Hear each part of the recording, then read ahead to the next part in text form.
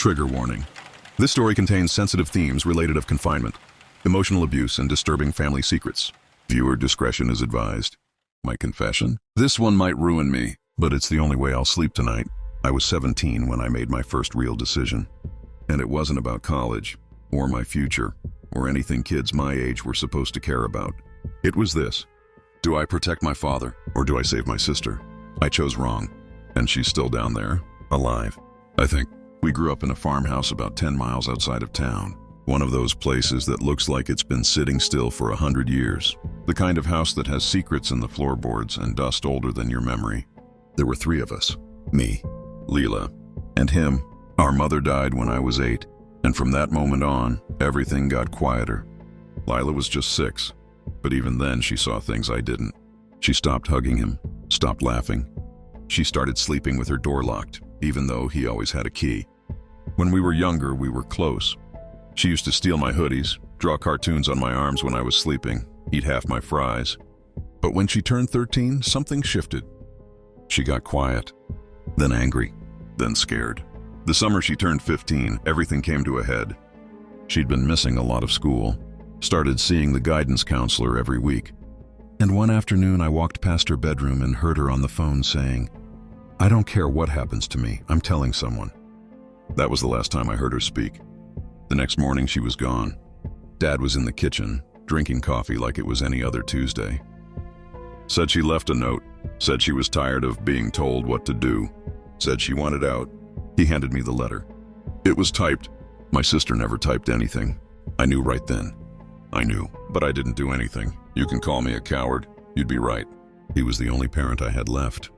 And even though I didn't love him, I needed him. Or at least that's what I told myself. We filed a report. He cried on the porch while the sheriff wrote it all down.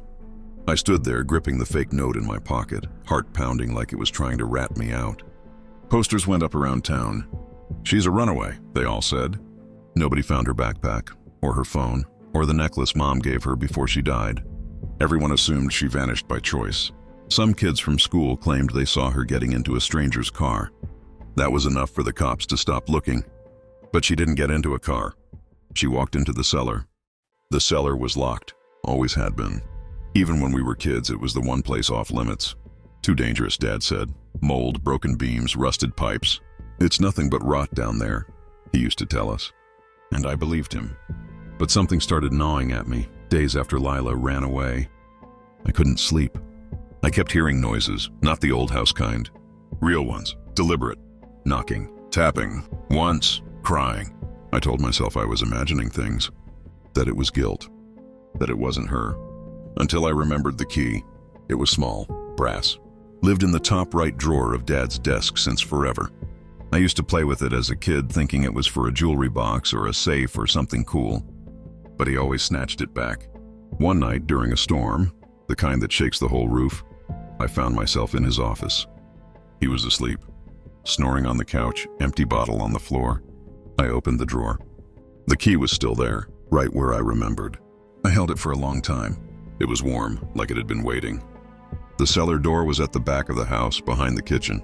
Old, heavy, hadn't been opened in years from what I knew. I slipped the key in. It clicked, like butter. The smell hit first, damp, metallic, like wet pennies and old wood. I moved slow. Each step creaked loud enough to wake ghosts. I reached the bottom and shined the flashlight around. Rotted beams, stained floor, and then her, sitting in the corner. Knees pulled tight, head down. She didn't scream, didn't cry. She just looked up at me, eyes huge, face hollow, and said, "Don't tell him you saw me. He'll kill both of us." That's when I heard it. A second creak. Above me, at the top of the stairs. I turned slowly, and there he was, Dad, standing in the doorway, one hand still on the knob, watching. He didn't yell, didn't look surprised, just said, "You shouldn't be down here, Jake. Now look what you've done." He didn't punish me, didn't hit me, didn't yell, didn't even mention it again. That scared me more than anything. The next morning, the key was gone. The drawer was empty. The cellar door sealed like it never opened. And Lila? No one spoke her name. I started dreaming about her. Not nightmares exactly, more like visits. She'd stand in the corner of my room, silent, covered in dirt and shadows. Sometimes she'd say my name. Sometimes she wouldn't say anything at all. I'd wake up sweating, shaking, heart pounding. And every time I'd hear that same voice in my head. Now look what you've done. A week passed before I worked up the nerve to go back down there. Dad had taken a work trip, 3 days out of town. The house was quiet, still, watching. I searched the whole house until I found the key in his coat pocket. When I opened the cellar door, she was still there. Same spot, same eyes. She didn't flinch when she saw me. Didn't speak either. I brought food, a sandwich, water, a blanket. I set it down slowly and backed away like she was a stray animal. She didn't touch it at first, just stared. Then finally, quietly, she said, "He's going to kill you too." That's when I realized she wasn't asking me for help. She wasn't expecting to be saved. She had already accepted it. Whatever happened down there before I found her, it broke something in her. I wanted to tell someone, the police, a teacher, anyone. But what would I say? "Hey, remember my missing sister? Yeah, she's actually been locked in my basement for the past 2 months, and I've known for weeks." They'd think I helped. They'd think I did it, and maybe, by that point, I had. I started sneaking her food when I could. Books, headphones. I gave her one of those mini lights that clips to the wall so she wouldn't have to sit in the dark. She still didn't speak much, but she ate. And she listened. Sometimes when I came down, she'd be humming, like she was trying to remember who she used to be. Dad knew. He always knew. But he never said a word. Never told me to stop. He let me live in that in-between space, not guilty enough to leave, not brave enough to save her. And in his own twisted way, I think he liked it that way. Then one day, a few weeks later, I went to get the key, and it was gone. He had caught me more than once, but we never spoke about it. I thought he'd forgotten, or maybe he was giving me a chance to confess. But on the second night, after dinner, he walked into my room and closed the door behind him. Didn't sit, didn't raise his voice, just looked at me like I was something he built and was now disappointed in. Then he said, she was going to destroy this family. I didn't answer. I couldn't look at him. He walked to the window, hands in his pockets. She was talking to a teacher. You know that? Said she was going to call the cops. Said I touched her, hurt her, lied on me. You know me, Jake. You know that's not true. That was the moment I realized he was testing me, seeing if I'd say something, push back, ask a question. But I didn't, because part of me didn't want to know the answer. He took a step closer. You think the police would have listened to me, huh? Single father, raising 2 kids alone, working 14 hours a day just to keep the lights on. She would have ruined everything. You'd be in foster care. I'd be in prison. That what you wanted? That was the moment I made the decision. I nodded. Didn't speak, just nodded. He smiled. Not a happy smile, more like relief. Like he'd won. Then he said something I still hear in my sleep. You're the strong one, Jake. You've always been stronger than she was. You get it. You understand sacrifice. That's why you're still here and she's not. He flashed me the cellar key before putting it back in his pocket. Then he walked out of the room and never mentioned it again. And I didn't either, because he'd done what monsters like him always do. He made me feel like I was the one holding it all together.